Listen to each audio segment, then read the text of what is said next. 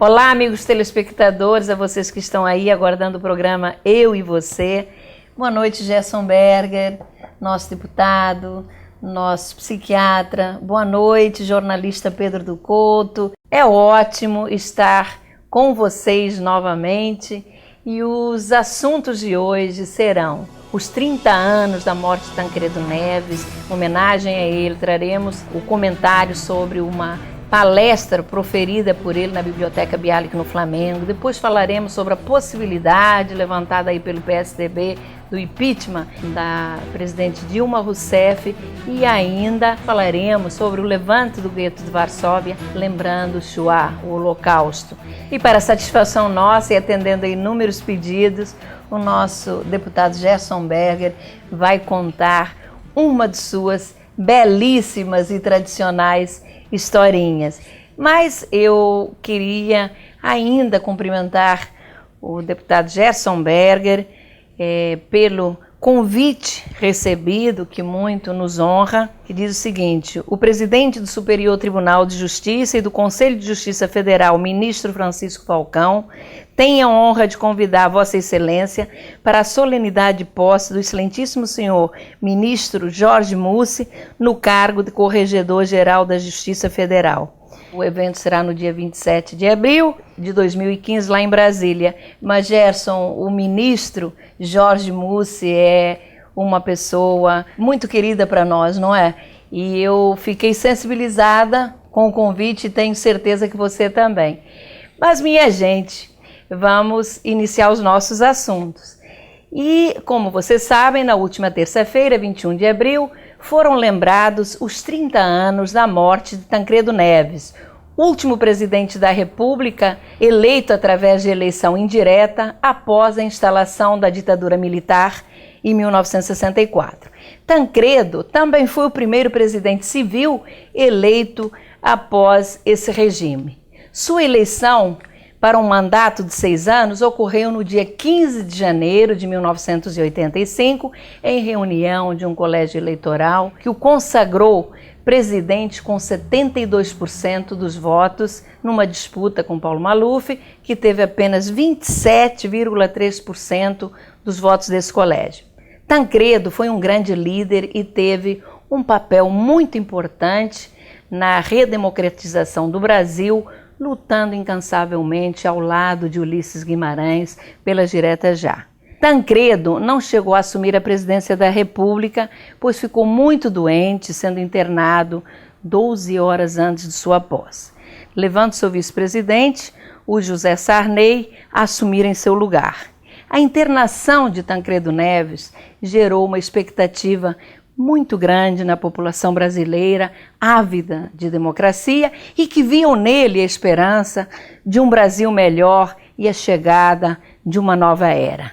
Gerson, você que foi amigo de Tancredo Neves e dias antes dele ficar doente, o trouxe para uma palestra sobre o Holocausto na Biblioteca Bialik no Flamengo, naquele momento em que ele esteve com você, Tancredo já manifestava sinais de doença? Tereza, não percebi nada. Apenas achei que Tancredo Neves estava bastante cansado, o que achei normal, pois, recém-eleito presidente da República, estava vivendo uma maratona de compromissos, mas estava feliz, embora demonstrasse preocupação com o peso da responsabilidade a ser assumida. O Brasil enfrentava momentos difíceis e a população depositava nele todas as suas esperanças, como você já disse, Tereza. Estava, acima de tudo, ávida de democracia. Daí eu acreditar que Tancredo tenha relaxado de sua saúde e segurou o máximo antes de decidir se internar, preocupado que a transição democrática não se consumasse. Com muita resistência, internou-se na véspera de sua posse, já bastante debilitado. Sarney acabou assumindo a presidência, pois ele era o vice-presidente, mesmo não querendo. E Tancredo morreu 5 semanas depois, causando uma imensa comoção nacional. Uma pena que esse grande brasileiro tenha nos deixado no momento mais precioso de sua existência. Você não acha, Pedro? Acho sim, Gerson, acho sim. Foi uma pena enorme para o país, para a história brasileira, mas fez a travessia da ditadura militar para a democracia no embalo da campanha da qual ele foi um dos líderes principais pelas diretas já. Os comícios monumentais do Rio e São Paulo criaram o clima para o colégio eleitoral aceitar o nome de Tancredo e dar como superado a fase militar de governo. Tanto que Tancredo, me lembro bem do discurso que ele fez no dia 15 de janeiro, quando foi eleito. Ele disse: viemos ao colégio eleitoral para destruí-lo e devolver ao povo o direito democrático de escolher o seu presidente nas urnas. Por isso, estamos aqui. E este é o nosso compromisso. Compromisso que ficou assinalado na história e marca sua passagem por uma campanha que culminou, tristemente, com a sua morte. Quero acrescentar a essas falas tão bonitas de vocês dois sobre Tancredo Neves, o quanto ele me impressionou ao falar sobre o Holocausto, especialmente sobre o gueto de Varsóvia, naquela manhã de domingo, numa sessão presidida por você, Gerson, na Biblioteca Bialik no Flamengo. Fiquei tão maravilhada com seu discurso que o guardamos até hoje. E sempre que o relemos, nos causa profunda emoção. Eu vou ler somente o finalzinho desse belo discurso. Prestem atenção. Há em nosso mundo outros guetos e outras Varsóvias, e aqueles que testam com arrogância as armas contra os infelizes. Volta às minhas pupilas a imagem fotográfica tão difundida no mundo inteiro daquele menino de 5 anos, com as mãos levantadas sobre a mira do fuzil de um raivoso soldado nazista na praça de onde partiram os judeus para a morte. O que aconteceu com aquele menino? Terá sobrevivido a Lodz, a Treblinka, a Auschwitz? Não importa onde ele esteja. Sua imagem será sempre um grão de remorso na consciência da humanidade. E em seu testemunho tornou-se um menino de Varsóvia, um imortal militante da paz. Olha, Gerson, é emocionante e que profundidade nas palavras do nosso inesquecível Tancredo Neves. Quanta saudade, minha gente. Tereza, eu também tenho uma saudade incrível de Tancredo. A sua dedicação, o seu amor pelos seus irmãos brasileiros e sonhando com a volta da democracia. Ele foi um exemplo que nunca devemos esquecer. Gerson, a emoção continua, mas nós agora vamos falar sobre a tucanada, que mais uma vez mostrou antigas diferenças na cúpula do partido, o PSDB. Seus principais líderes discordaram publicamente sobre a conveniência de um pedido de impeachment da presidente Dilma Rousseff.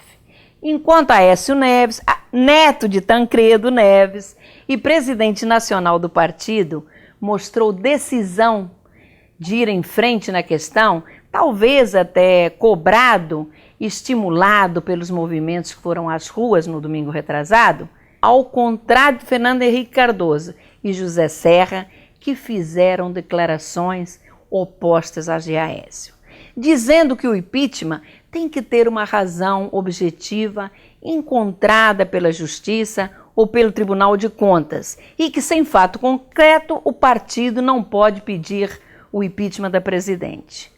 O PSDB, Gerson e Pedro, tem essa característica da discordância que, na maioria das vezes, não é discutida internamente, mas sim publicamente. É muito cacique, eu acho, para pouco índio e todos se acham extremamente intelectuais e independentes para dizerem o que querem. Na minha opinião, isto deixa o partido exposto e até enfraquecido. Eu não sei se vocês dois pensam como eu, por isso eu quero ouvi-los. Tereza, Pedro, já na semana passada nos posicionamos aqui no programa sobre esta decisão do Aécio em relação ao impeachment da presidente Dilma, que deve ter uma efetiva cobrança dos movimentos sociais e até da oposição. O Aécio, mesmo sendo presidente do PSDB, tem que ouvir a todas as lideranças do partido, não apenas a bancada de deputados federais, como ele fez. O jogo de vaidades é muito grande. O Fernando Henrique se acha a inteligência máxima do partido pelo fato de ter sido presidente da República. Não resta dúvida de que fez um bom governo, mas deixou a herança maldita da reeleição aprovado em seu governo, além da desvinculação do aumento do salário mínimo no reajuste das aposentadorias, gerando um eterno desgaste para o PSDB. O José Serra também pouco deve dialogar com Aécio, afinal, ele disputou com Aécio a candidatura à presidência da República até o último momento, nas eleições passadas, e possivelmente ainda alimenta o sonho para as próximas eleições. O governador de São Paulo, Geraldo Alckmin, também me parece que tem uma posição parecida com a de Fernando Henrique e José Serra, mas quer uma investigação ampla e profunda em relação à presidente Dilma. É justo. Este, com todo o direito também, em 2018, gostaria de ser candidato à sucessão da presidente Dilma. Como vê, Tereza, é tudo um jogo de interesses e parece que os pessoais prevalecem. Ah, os homens! É verdade. O ser humano não muda a sua essência em todas as épocas. E pode-se dizer que Marx e Freud tiveram razão nas suas formulações de análise. Mas a análise, falando em análise, a do Gerson Berger foi perfeita sobre as ambições humanas e sobre o jogo de interesses que predomina, que é natural, no PSDB e que se estendeu à questão do impeachment. A corrente do Fernando Henrique Cardoso contra o impeachment, a corrente do Aécio Neves a favor do impeachment, portanto, ficou sepultada a ideia, porque se há divisão na parte mais substancial de uma corrente política, evidentemente que as outras correntes políticas vão prevalecer sobre essa. Além do mais, o impeachment tem o seguinte risco. Apresentado o pedido de impeachment, ele tem que se considerar a hipótese de rejeição. Aí seria um desastre para os oposicionistas. A oposição ficaria sem discurso. Eu acho que foi sepultada a ideia do impeachment e, aliás, já foi um pouco tarde, porque ele é basicamente inviável. Porque é preciso lembrar que para votar o impeachment tem que haver maioria de 2/3 do Congresso. Isso não é fácil conseguir, ainda mais com a divisão da oposição.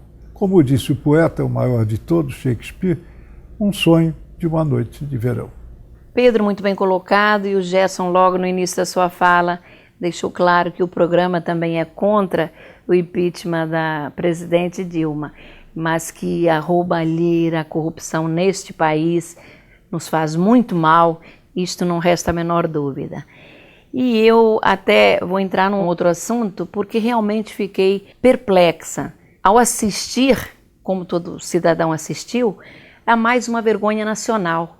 Apesar do corte de gastos, inclusive na educação, por conta do tão declamado ajuste fiscal, a verba do fundo partidário foi sancionada pela presidente Dilma sem vetos e com valor 3 vezes maior que no ano passado.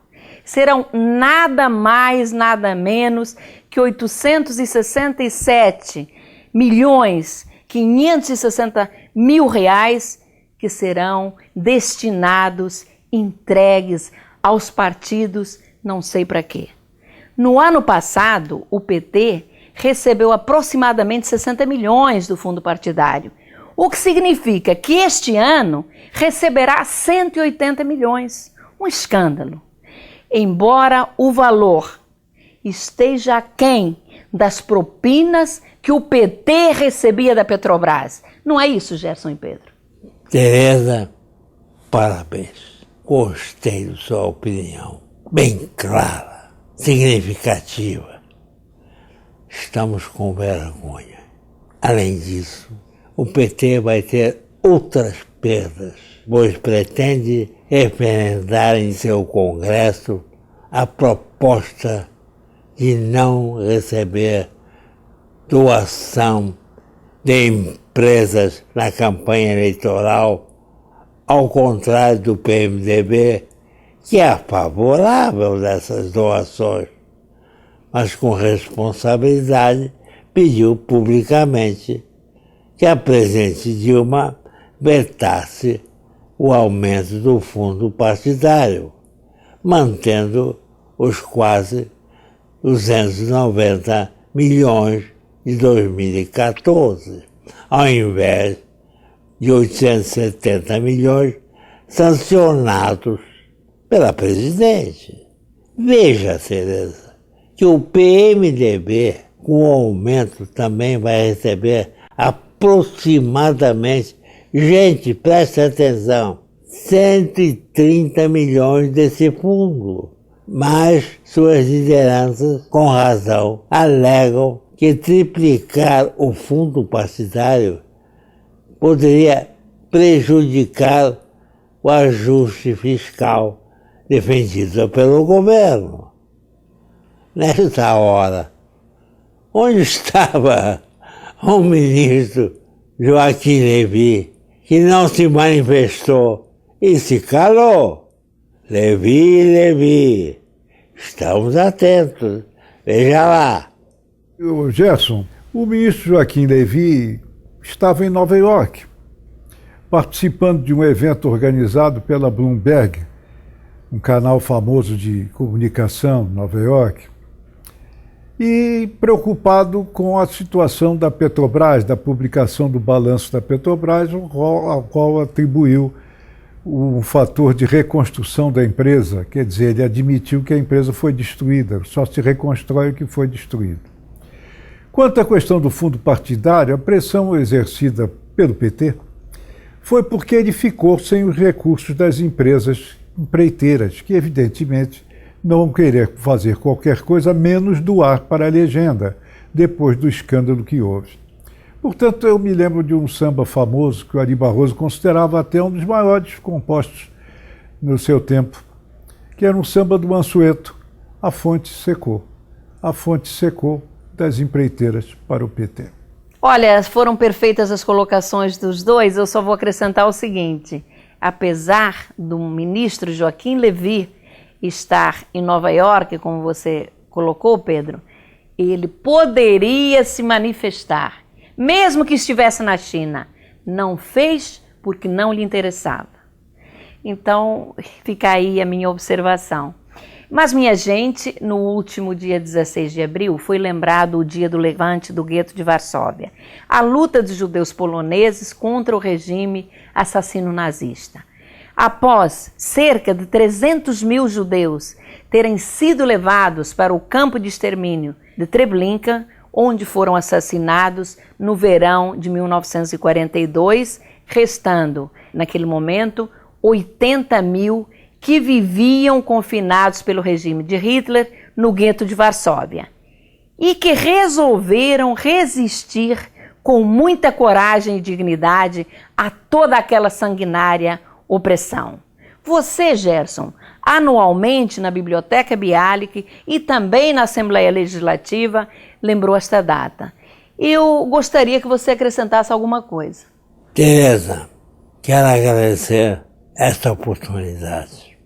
Primeiro, dizer que os judeus confinados pelo regime de Hitler no gueto de Varsóvia prepararam-se durante 3 meses para aquilo que eles sabiam ser a luta final.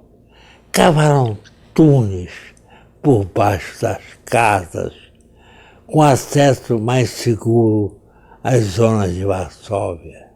E em 21 de janeiro de 1943, realizaram a primeira ação liderada por Mordechai Anielewicz, quando formaram uma trincheira e empreenderam um ataque aos soldados nazistas, que teve como resultado a morte de 12 deles.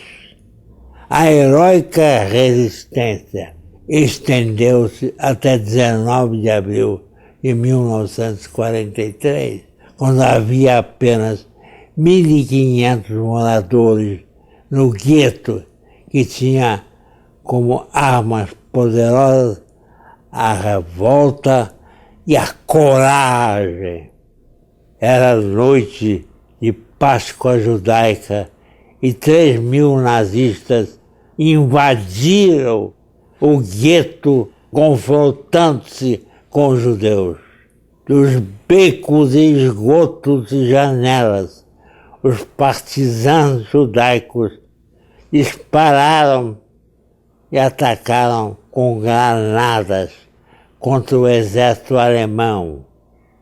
E os alemães responderam com tanques, canhões, aviões, detonando todas as casas, bloco por bloco, e matando todos os judeus que puderam capturar. Em 8 de maio, os rebeldes foram cercados e alguns deles preferiram o suicídio a serem levados para os campos de extermínio.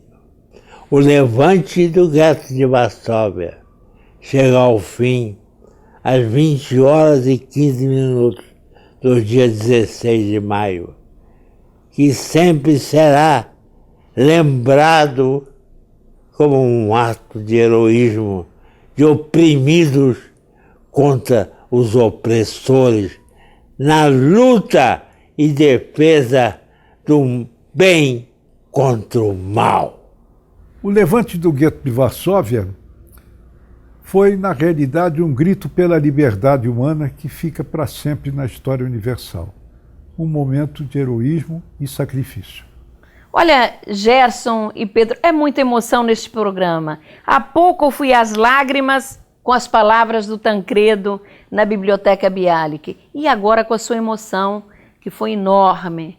E o pior é que esses malditos nazistas ainda tinham justificativas para suas atrocidades. Eu vou voltar a você, peço que você conte uma historinha e quem sabe até traga luz a isto que eu acabei de falar.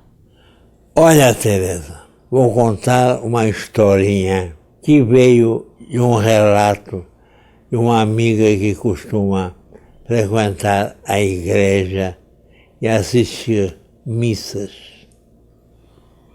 Ela me falou que um homem de pé na igreja disse: sou alfaiate e quando alguém vem fazer uma roupa, digo quantos metros de fazenda eu preciso. Sempre peço muito mais. O que sobra, faço para mim, para vender blusões, calças, etc. Deus, peço-te perdão, disse ele.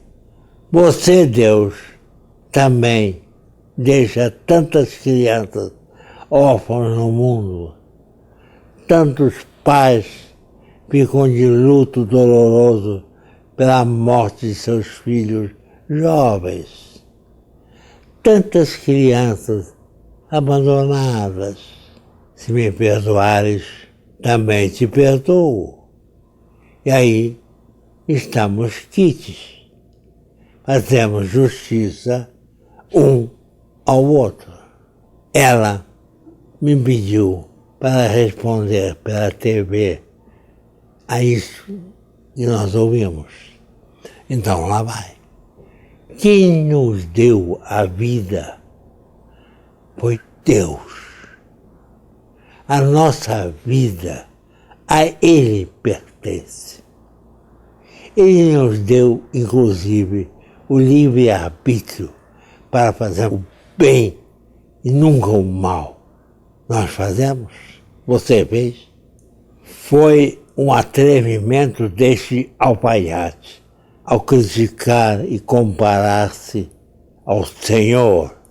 Também o Papa Bento XVI, ao visitar o campo de concentração de Auschwitz, exclamou aos céus: Senhor, por que permitistes que isso acontecesse? Referindo-se aos horrores praticados pelos nazistas contra os judeus. Também, neste caso, com toda a autoridade religiosa que tem um Papa, Bento XVI, errou ao questionar o Senhor. Está dada a minha resposta. Gerson e Pedro, com esta belíssima história sua, Gerson, e uma moral fantástica, o nosso tempo acabou. O programa Eu e Você, minha gente querida, agradecendo a audiência de todos vocês, estará de volta no próximo sábado, às 11h30 da noite, aqui na CNT. Até lá!